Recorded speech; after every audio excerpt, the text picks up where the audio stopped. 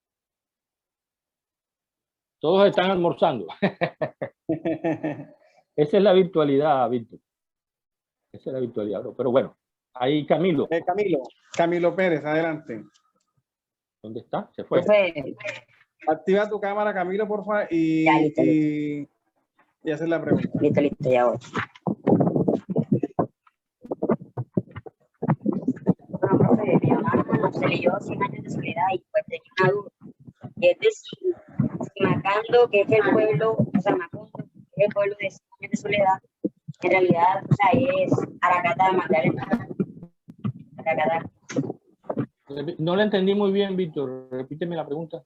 Lo que pregunta Camilo es que si el pueblo de Macondo, donde sucede 100 años de soledad, es realmente una inspiración de Aracataca. Bueno, mira, Gabo siempre aclaró que estaba inspirado en sus nostalgias de la infancia, pero cuando yo empecé a estudiar a Gabo ya como escritor, me doy cuenta de que Gabo, como te comentaba hace rato, él construye tanto un personaje como un espacio, coge de aquí y coge de allá.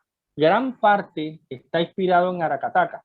De hecho, el río de piedras inmensas y blancas como huevos prehistóricos, eso se ve en Aracataca. Y hay muchas cosas que tiene de Aracataca, pero tiene muchas historias también de Sucre, y tiene puntos de Barranquilla, y tiene otras cosas. Lo que pasa es que Gabo va tomando del entorno que él vivió. Obviamente que gran parte de 100 años de soledad está inspirado en Aracataca. Macondo como tal está inspirado en Aracataca. Hay una anécdota que confirma eso, y es que cuando Gabo llega en el año 65, 64 a Cartagena como jurado, como guionista de una película que se llama Tiempo de Morir, al Festival de Cine, él le dice a su exacto, y él le dice a su amigo Rafael Escalona que organizara una parranda para escuchar toda la música que se había escuchado, que había salido durante el tiempo que él no estaba aquí. Y Escalona le dice que ok, que en Valledupar. Él dice no, en Aracataca, porque yo necesito ir a Aracataca a corroborar unos datos. Él llega antes que todo el mundo a Aracataca y da una vuelta por todo el pueblo en un carro. Y cuando se baja al carro dice, Macondo está igualito. Entonces ahí hay una prueba de que él basó gran parte de Macondo, está basado en Aracataca, pero sin olvidar que tiene rasgos de cualquier pueblo del Caribe, que tenga un río, que tiene el cura, que hace calor, los cuentos de los míticos. Entonces es una mezcla de todos, pero gran parte, su base esencial, está construida desde Aracataca, desde la nostalgia de su infancia en Aracataca. Entonces, así se hizo Macondo. Muchas gracias. Gabriel, yo le agregaría a la pregunta de Camilo que también en la hojarasca, que es donde aparece Macondo, bueno, también ya había aparecido en los funerales y de la Mama Grande. Exacto, en el cuento de un día después del sábado, creo que sí. Lo que pasa es que, mira, todos esos, ¿cómo hizo Gabo 100 años de soledad? Hay muchas cosas que hacían parte de 100 años de soledad inicialmente, o que iban a ser parte, pero en el camino lo fue sacando para un cuento, lo fue sacando para otro cuento. De hecho, fíjate que una de las cosas que él iba a hacer en un libro, y fue a parar como cuento, es Isabel viendo llover en Macondo, y hacía parte de 100 años de soledad. Pero él lo sacó y alguien le dijo, no, esto está bueno, vamos a publicarlo, y lo publicaron. Se llama Isabel viendo llover en Macondo. Entonces, sí, Macondo va a aparecer en varias obras de él, porque todo es una red. Desde 100 años de soledad es el centro, pero hay muchas partes o muchos libros antes de 100 años de soledad, cuentos sobre todo, en que aparece Macondo. Así es. Francisco José Osorio, activa tu cámara, por favor, y realiza la pregunta. Bueno, yo quería saber cuál es su libro favorito. De todos los libros de Gabo, o cualquier otro autor. De todos los libros de Gabo. Pero mira, me encanta El amor en los tiempos del cólera. sobre todo porque ahí está retratado mis abuelos y sobre todo porque ocurre en Cartagena, donde yo nací, donde vivo actualmente. Pero si me voy a la parte literaria, el libro más criticado por Gabo cuando salió, pero para mí el de más riqueza literaria, el más poético, la presencia de Gabo como poeta, es El otoño del patriarca. No es fácil para alguien que había leído 100 años de soledad y esperaba más de 100 años de soledad. Cuando salió El otoño del patriarca fue completamente un fracaso, inclusive hasta físicamente, porque se deshojaba, la edición fue mala y se deshojaba, y Gabo decía que los amigos le mamaban gallo diciéndole: leí tu libro hoja por hoja. Sin embargo, para mí el mejor libro, literariamente hablando, después de 100 años de soledad, obviamente es la obra cumbre. Para mí, si nos vamos literariamente y poéticamente, El otoño del patriarca. Ese para mí es el libro más, el mejor libro de Gabo. Coincidimos. Es más, para mí, yo prefiero más El otoño que 100 años. Obviamente 100 años es un libro, es un monstruo, Claro. es de lo más grande que se ha hecho en literatura, pero personalmente, a modo personal, también me quedo con El otoño del patriarca. Sí, porque es que fue un experimento de Gabo y lo hizo donde el foco narrativo cambia de posición, no siempre está en lo mismo, que es lo que se hace en el cine. Él metió un poquito de técnica de cine en el momento que estaba escribiendo ese libro. Bien, agradecemos a Camilo y a Francisco. ¿Algún otro estudiante que quiera preguntar en este momento?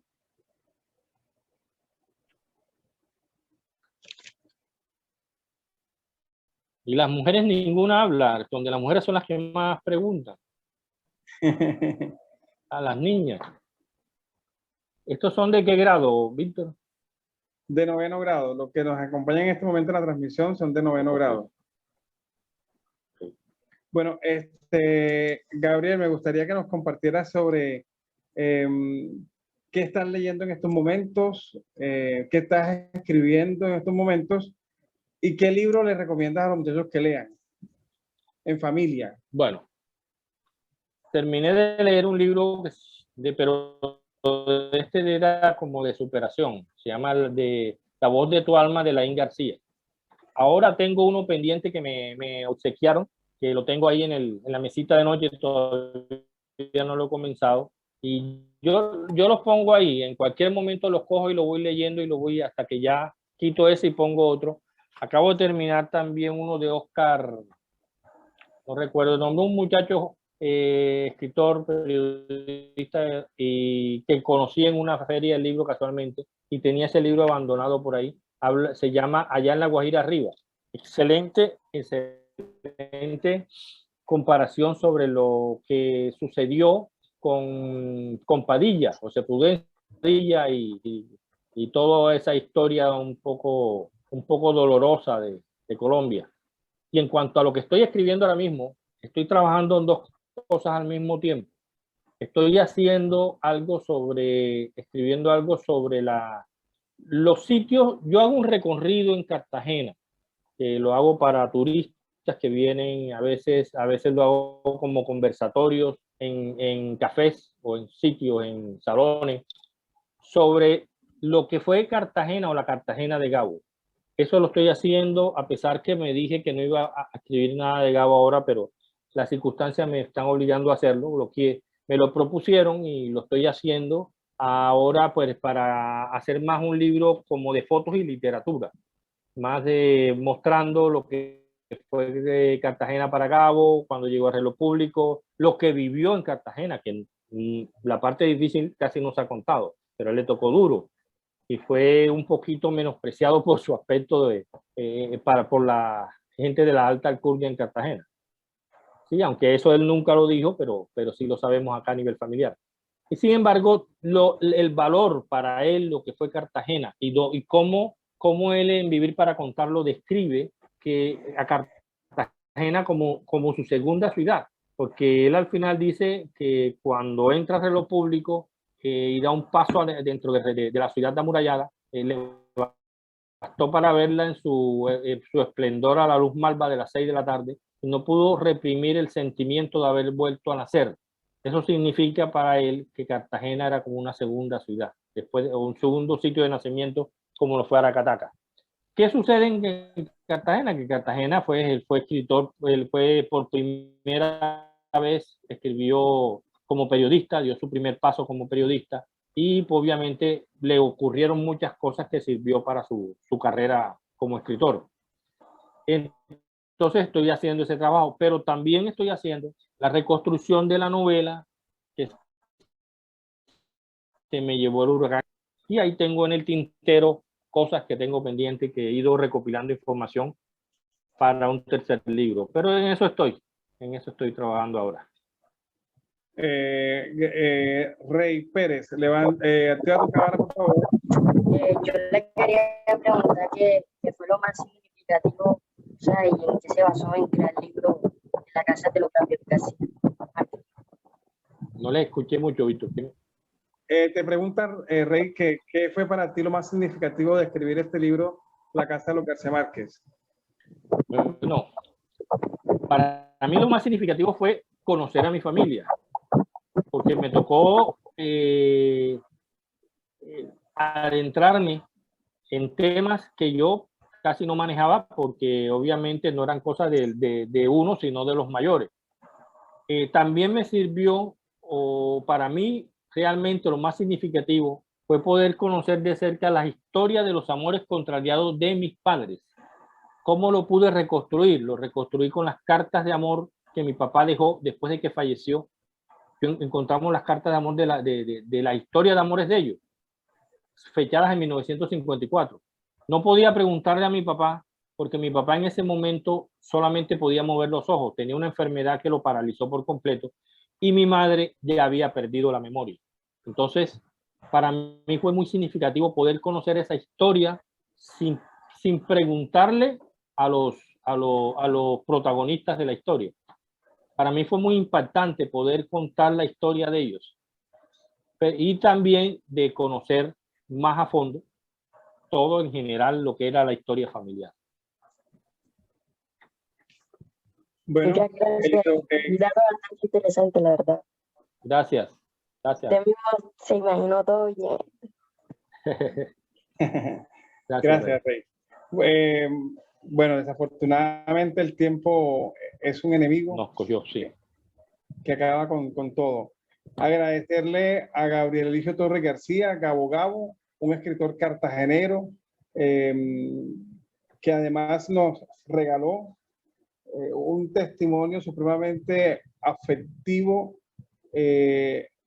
investigativo, porque no es simplemente sino que hay un trabajo de investigación de fondo con las fuentes directas en la medida en que la memoria de los familiares que García Márquez terminó escribiendo con la influencia de la familia e influyendo a la familia con sus historias, ¿no? Porque La peste del olvido de 100 años de soledad terminó siendo tristemente también una afectación a la familia. Muchos de los García Márquez han terminado con pérdida de memoria, pero en su sabiduría de viejos guajiros nos han permitido ir transmitiendo de generación en generación su sabiduría para que otros cuenten el cuento, como diría García Márquez. Gabrielito, muchas gracias. Aquí tienes el micrófono abierto para que te despidas de la comunidad educativa del Instituto Sigmund Freud, agradeciéndote por este espacio, por el trabajo que vienes realizando desde lo cultural y desde la literatura.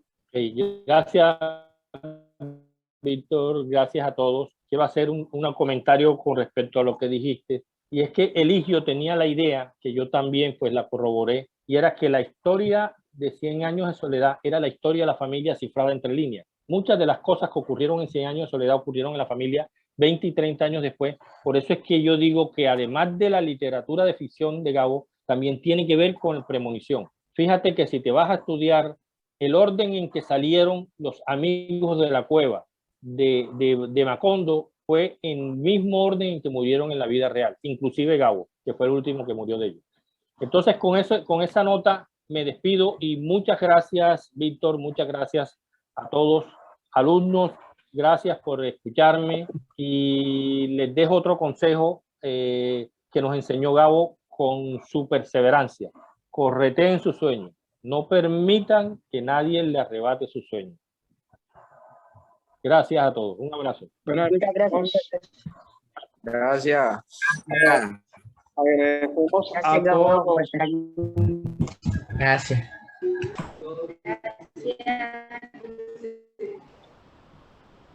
Agradecemos a todos por habernos acompañado en esta transmisión. Abogado Gabriel Eligio Torres García. Buenas noches para todos y que Dios los bendiga. Gracias. Igual. Chao. Gracias, profe. Chao. Chao, profe.